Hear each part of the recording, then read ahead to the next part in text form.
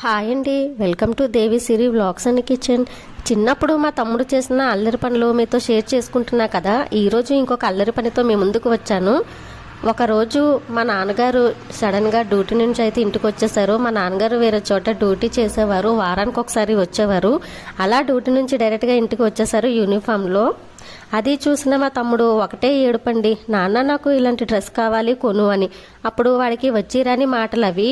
మా నాన్నగారు బిఎస్ఎన్ఎల్లో జాబ్ చేసేవారు. అప్పట్లో కాకి యూనిఫామ్ ఉండేది. అది చూసిన తమ్ముడు నాకు పోలీస్ డ్రెస్ కావాలి, నేను పోలీస్ అయిపోవాలి. టీవీలో చూసి పోలీస్ ఎలా ఉంటారో లాఠీలాగా కర్ర పట్టుకొని పోలీసులో యాక్షన్ చేసేవాడు. అది చూసిన మాకు భలే సరదా అనిపించేది. వాడి హెయిర్ కూడా ధోనీలాగా ఉండేది.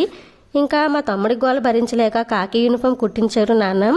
పోలీస్ డ్రెస్ లాగా డ్రెస్ వేసుకొని కర్ర పట్టుకొని జుట్టు ఊపుకుంటూ నేను పెద్ద పోలీస్ అయిపోయాను అని ఆనందపడేవాడు.